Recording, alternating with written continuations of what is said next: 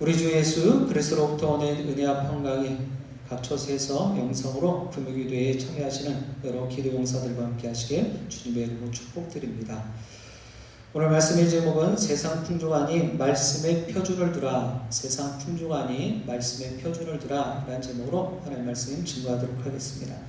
앞서 지금 댓글에서도 이야기가 되어졌지만 지금 교회 기술적인 문제로 온라인선 인터넷선의 문제로 인해서 화면이 제대로 보이지 않을 수 있습니다. 여러분들 이해하시고 함께 금요기도에 참여해 주실 수 있길 바랍니다. 지금 계속되어지는 코로나19 많은 전문가들이 또 이야기를 하고 있습니다. 내년도 쉽지 않다라는 이야기를 하고 있죠. 그러나 아무리 어렵고 힘들다 할지라도 기도하는 기도의 용사들이 있으면 분명 소망이 있습니다. 그리고 아무리 어렵고 절망적인 이러한 시대의 모습일지라도 기도하는 교회, 또 교회가 살아있으면 분명 소망이 있고 하나님께서 이 모든 상황들을 하나님의 방법으로 종식시켜 주실 줄 믿습니다. 우리 영신교회 기도 용사들이 또 영신교회 공동체가 이런 귀한 세상의 빛과 소금의 역할 뿐만 아니라 소망이 되어지길 주님의 이름으로 축복드립니다. 오늘 말씀의 제목을 한번 생각을 해보기로 합니다. 세상 풍조가 아닌 말씀의 표준을 두라. 대조를 이루고 있습니다. 세상 풍조 또 말씀의 표준. 지금 여러분들 계속되어지는 코로나19 또 너무나 삶이 폭복하다 보니까 여러 가지 힘들고 어렵기만 한 그런 상황입니다. 웃을 일이 없죠. 그러나 하나님 생각하면 또 하나님 말씀 묵상하고 의지하다 보면 내 안에 세상이 줄 수 없는 평안뿐만 아니라 기쁨이 넘쳐나게 될 줄 믿습니다. 그러니 오늘 이 말씀의 제목처럼 세상 풍조가 아닌 말씀에 여러분들의 삶의 기준을 삼으실 수 있기를 바랍니다. 이 풍조라는 이 사전적인 의미를 찾아보니까는요, 이렇습니다. 시대에 따라 변하는 세태, 시대에 따라 변하는 세태라는 거예요. 그런 표준은 무엇입니까? 사물의 정도나 성격 따위를 알기 위한 근거나 기준이라는 거예요. 세상에 썩 없어질 것들, 그리고 세상에 이리저리 흔들리는 것들에 마음 뺏기지 마시고 말씀의 기준을 두실 수 있기를 바랍니다. 내가 행하는 것, 내가 말하는 것을 하나님 말씀에 근거해서 하다 보면 분명히 하나님께서는 오늘 아브라함에게 복 주셨던 것처럼 그런 우리가 상상치 못한 예측할 수 없었던 은혜와 복으로 이 모든 상황 가운데서 우리를 기쁘게 해주시고 또 웃음 짓게 해주실 줄 믿습니다. 세상 일도 마찬가지입니다. 아마 끝이 없는 이 그냥 막연하게 좀 눈에 보이지도 않는 이 기다린다는 것, 정말 쉽지 않은 모습입니다. 그런데 신앙생활도 마찬가지예요.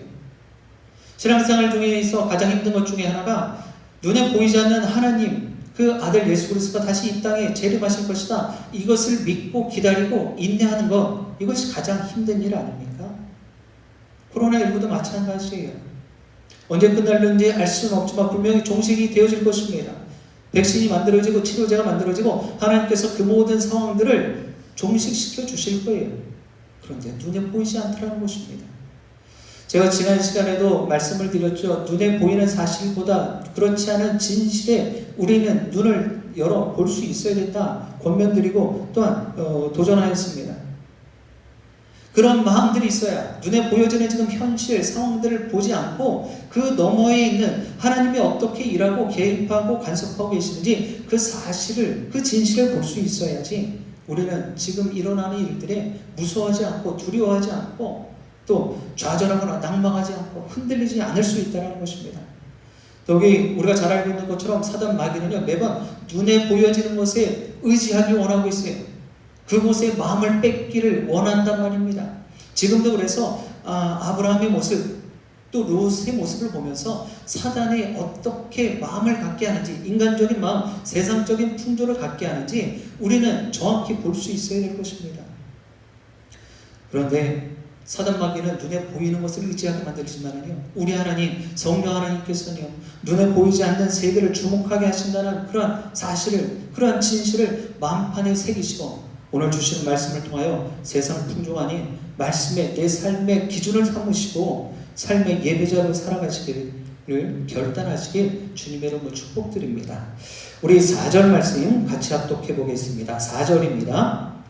그가 처음으로 제단을 쌓은 곳이라 그가 거기서 여호와의 이름을 불렀더라. 아멘. 첫 번째 기도 제목입니다. 신실한 은혜를 잊지 않게 하소서. 신실한 은혜를 잊지 않게 하소서. 지금 아브라함, 우리가 성경을 계속 들여다보면 보통 아브라함인데 이것도 잘못 기록된 거 아닌가? 라고 할 수 있어요. 아직 하나님께서 아브라함이다 라고 이름을 바꿔주시지 않으셨어요. 17장에 보면 하나님께서 이 아브라함의 믿음을 보시고 아브라함이다, 앞으로는 그렇게 불려질 것이다 라고 이름을 바꿔주십니다. 이 아브라함이라는 뜻이요, 존경받는 아버지예요. 그런데 하나님께서는 그저 어느 가정에 존경받는 한 아버지로 아브라함을 들어 사용하신 것이 아니라 온 열방의 아버지 되게 하셨단 말입니다. 그런데 그 전에 아직도 이 아브라함은 하나님께서 정말 밑도 끝도 없이 나를 내가 이끄는 대로, 내가 말하는 대로 너의 본토 친척집을 다 떠나서 나를 따르라, 내가 가는 곳으로 가라 라고 말씀하시고 명령하셨죠. 그대로 순종하였습니다. 그리고 그가 가서 머문 곳에 첫 번째 제단을 쌓았죠. 그런데 그곳에서 기근이 들었어요. 결국 애굽으로 내려갑니다. 지금 오늘 본문 13장 앞부분에 보면 애굽에서 있던 일이 짤막하게 기록되어져 있습니다. 내용은 이것입니다. 기근이 들어서 애굽에 내려갔는데 아내 사라를 보니까 너무 아린다는 거예요. 미모의 부인인 것이죠. 그래서 당신 저 애굽에 내려가면 내 아내라 그러지 말고 내 누이라 이렇게 합시다 라고 했어요. 결국 정말 그 미모가 다른 사람들에게도 인정이 되어졌습니다. 특히 왕국에 있는 바로의 왕에게까지. 그래서 그 아브라함의 아내였던 사라를 왕비로 맞이하려고 합니다. 그럴 때 어떻게 하셨어요? 하나님께서는 그 바로 왕의 그 왕궁에 있었던 그 가족들에게 재앙을 내리셨습니다. 히브리 원문에 보면은요, 그냥 단순히 재앙이 아니에요. 질병이고 역병이다 라고, 전염병이다 라고 말씀의 원문은 기록하고 있습니다. 그러한 재앙을 내리셔서 깨닫게 하신 것입니다. 비록 아브라함은 거짓말을 하였지만 하나님 아브라함에게 징벌 내리지 않으셨고 오히려 바로에게 심판하셨죠. 재앙을 내려주셔서. 근데 그냥 또 재앙을 당한 그 바로가 그 아브라함을 참수할 수 있었겠죠. 그리고 모든 것을 다 뺏고 그를 쫓아낼 수도 있었을 것입니다. 그런데 그러지 않았어요. 그가 갖고 있던 소유물과 또 온갖 것들을 다 주면서 여기를 떠나라고 밀어냅니다. 그런 상황의 모습이 지금 13장 1절에 기록되어 있는 거예요. 그런 애굽에서 다시금 떠나 나온 것입니다. 그리고 처음으로 제단을 쌓았던 곳에서 여호와의 이름을 부르는 것, 지금 4절의 말씀이에요.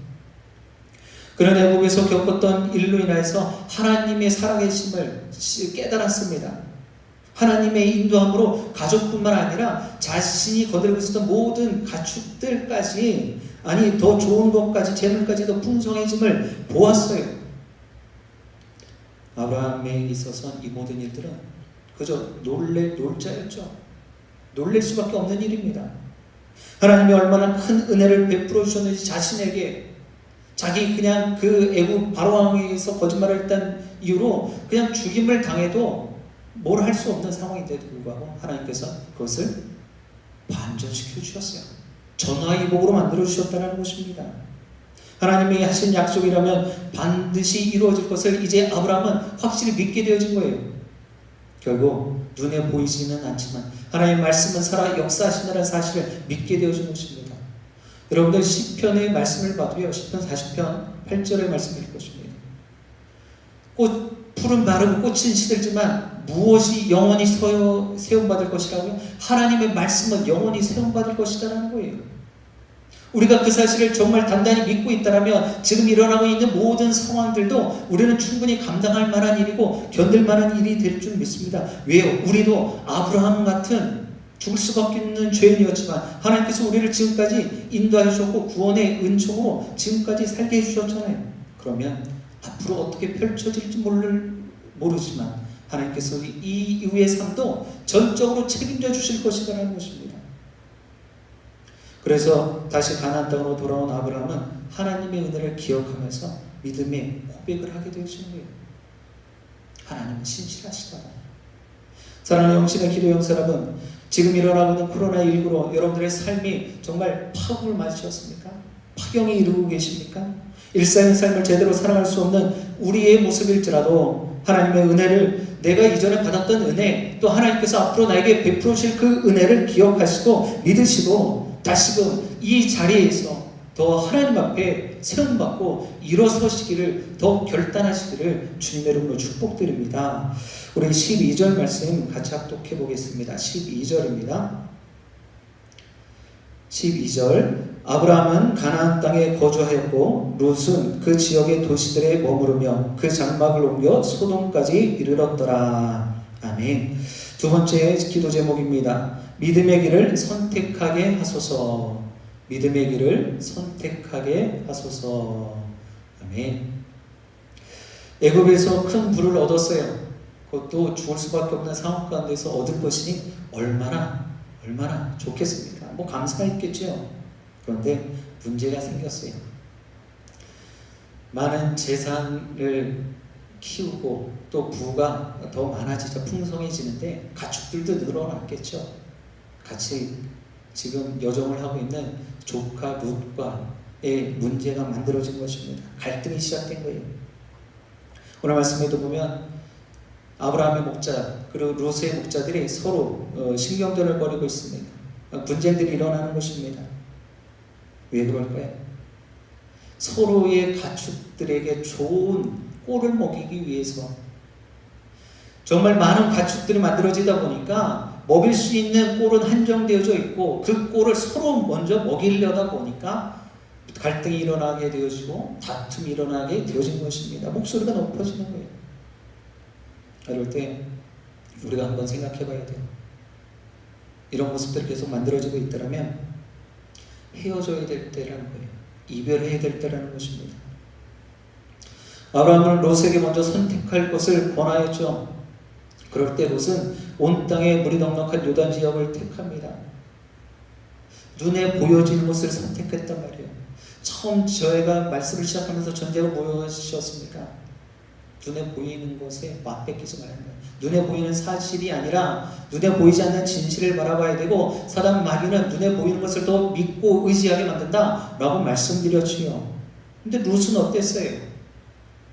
지금 눈에 보이지 않는 진실이 아니라 지금 내 눈에 보기 좋은 정말 옥토의 그 지역으로 나가는 거예요. 비옥한 땅으로 나가는 것입니다.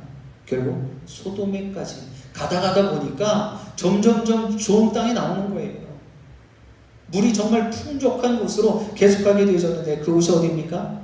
소돔 지역이라는 거예요. 롯은 하나님의 약속을 전혀 생각하지 않았습니다. 하나님께서 분명히 가나안 땅으로 하나님이 이끌어내셨지요. 아브라함에게 한 약속이나 롯에게 한 약속이나 거의 다를 바가 없는데도 불구하고 롯은 신경 쓰지 않았어요. 그리고 하나님을 전적으로 신뢰하지도 않았습니다. 아무리 어렵고 힘들지라도 하나님께서는 자신들을 지키실 것이고 보호하실 것이라는 이런 일말의 믿음도 없었다는 것입니다. 하나님이 없는 사람처럼 세상적 관점으로 거할 것을 택한 거예요. 오늘 말씀의 점을 다시 한번 생각하시기 바랍니다. 세상의 풍조의 마음을 뺏긴 거예요.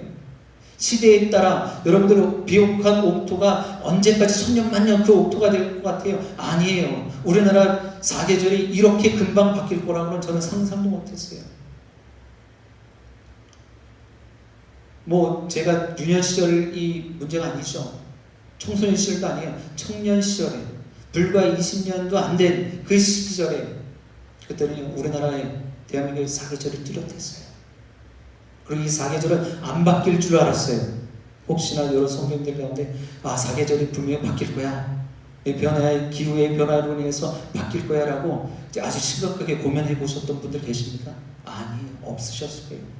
조심은 해야 되겠지만 앞으로 바뀐다더라 라고는 생각을 했지만 내 때에 내 살아생전을 내 두 눈으로 바라보면서 이렇게 계절이 뚜렷한 사계절이 바뀔 거라는 상상하지 못했어요. 그런데 어떻습니까? 얼마 시간 지나지 않아서 우리나라 사계절이 없어졌다 해도 과언이 아니에요. 우리가 이야기하잖아요. 봄가을이 없어졌다는 거예요.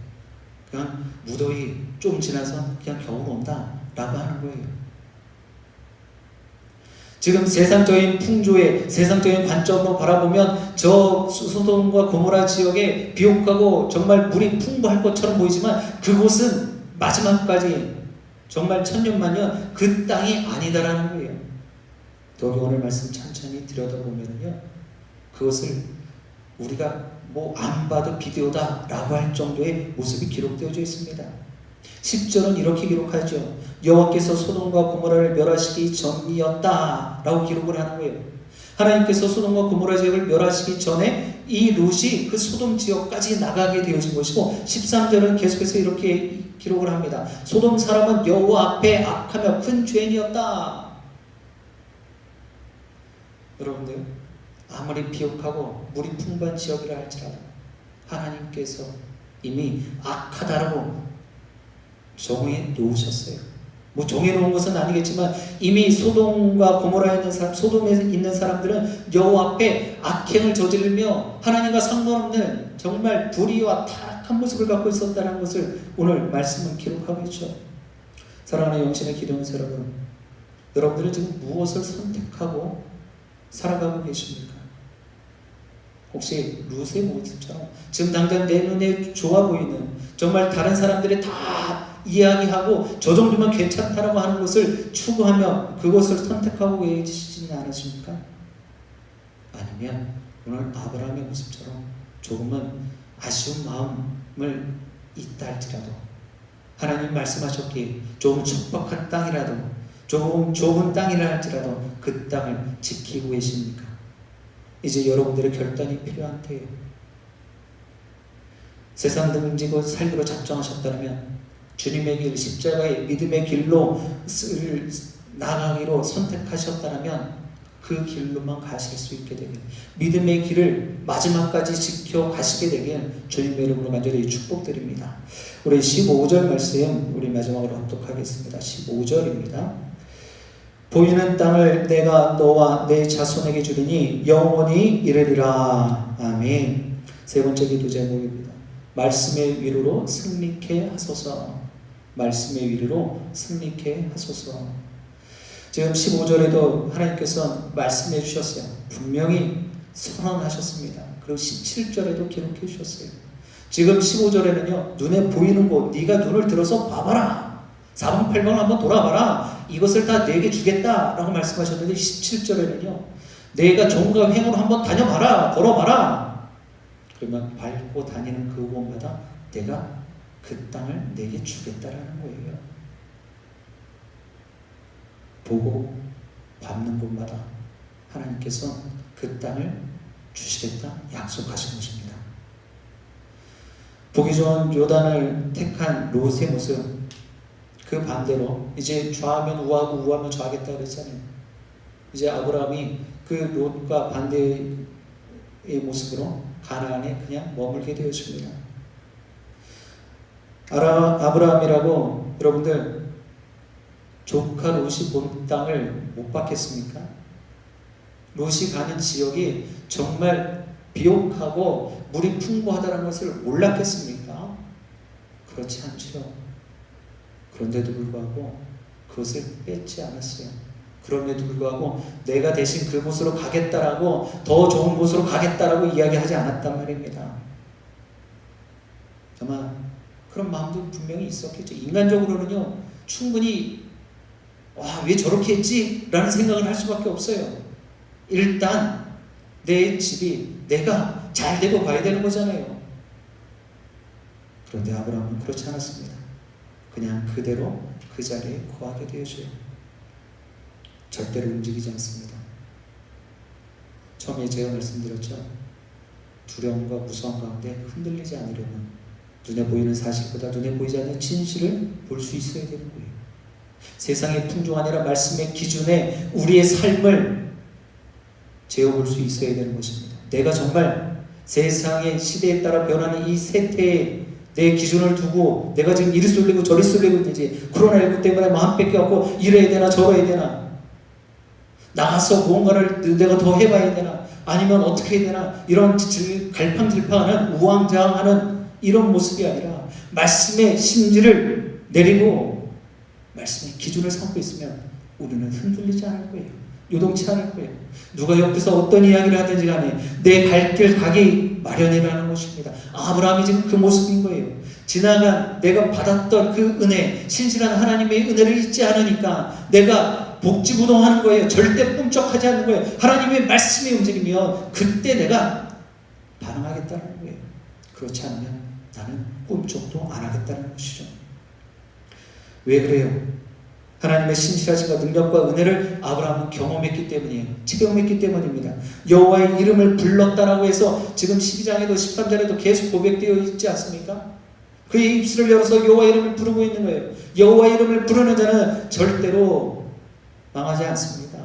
패배하지 않아요. 그는 하나님이 가나안 땅에서 큰 민족을 이룰 것이라는 약속을 분명하게 믿었습니다. 신앙생활하면서 가장 힘든 거 눈에 보이지 않는 것을 믿고 기다리고 인내하는 거라 말씀드렸죠. 아브라함은 그 일을 시작하고 있는 거예요. 가장 힘든 일이지만 그 약속을 붙잡았습니다. 이에 하나님은 그에게 나타나셔서 하나님이 약속하신 땅을 보여주시면서 약속을 다시 확인시켜주는 거예요. 내가 보는 땅을, 내가 걷는 땅을 다 내게 주겠다라는 것입니다. 이제 우리도 믿음으로 살아가며 하나님이 주시는 은혜로 풍성해지는 삶을 살아가야 하는 하나님의 백성들이고 자녀들이고 권속들인 줄 믿습니다. 그러니 보여지는 것들 때문에 마음 뺏기시고 힘들어도 절대로 말씀을 놓치지 않게 되길 주님의 이름으로 간절히 소원드립니다. 사랑하는 영신의 기도용 사람은 하나님의 백성들은요, 권속들은요, 하나님의 은혜를 잊지 않는 사람이에요. 내가 받은 은혜 잊지 않고 사모하는 사람입니다. 믿음을 선택하고 말씀의 이루로 승리하는 그러한 하나님의 백성들이 다 되시길 주님의 이름으로 축복드립니다. 오늘 예배를 시작하면서 댓글을 보았어요. 절박한 심령에, 가난 심령에 하나님 성령의 담배를 부어주옵소서. 이런 간절함에 이미 하나님께서 그 심령들마다 하나님의 은혜 부어주신 줄 믿습니다. 다시금 위로하여 주시고 말씀으로 승리케 해주시는 줄 믿습니다. 그러니 절대로 마음 뺏기지 마시길 바랍니다. 아무리 코로나19로 어렵고 힘든 상황이지만 믿음으로만 살아가실 수 있길 바랍니다. 그럴 때 하늘의 하나님 아버지의 한량없는 은혜와 또 이 땅에 누려야 될 만 가지의 복들을 빠짐없이 풍성하게 누리시게 되길 주님의 이름으로 간절히 축원드립니다. 기도하시겠습니다. 진실하신 하나님 아버지, 하나님의 말씀을 표준 삼기 위해 지난 날들을 지키시고 인도하셨던 하나님의 은혜를 기억하게 하시고 오직 믿음의 길만을 선택하게 하시면 말씀의 이루로 우리의 삶의 현장에서 온전히 승리케 하여 주옵소서. 더욱이 이 땅을 살아가는 하나님의 백성들은 우리는 조금 더 가벼워져야 될 줄 믿습니다. 조금 더 가벼워지기를 원합니다. 세상의 즐거움, 세상의 자랑, 세상적인 비빌 언덕들을 정말 과감하게 내려놓게 하여 주시옵소서. 우리의 삶의 자리가 예배되게 하시고 하나님만 바라는 지체들의 처소들 다 되게 하여 주시옵소서. 이제 기도의 자리로 나아갑니다. 오늘 기도의 용사들의 믿음의 간구와 부르짖음이 하나님께서 이미 다 듣고 계시는 줄 믿사오니 그대로 이루어지고 해결받게 하여 주시옵소서. 예수 그리스도의 이름으로 기도합니다. 아멘.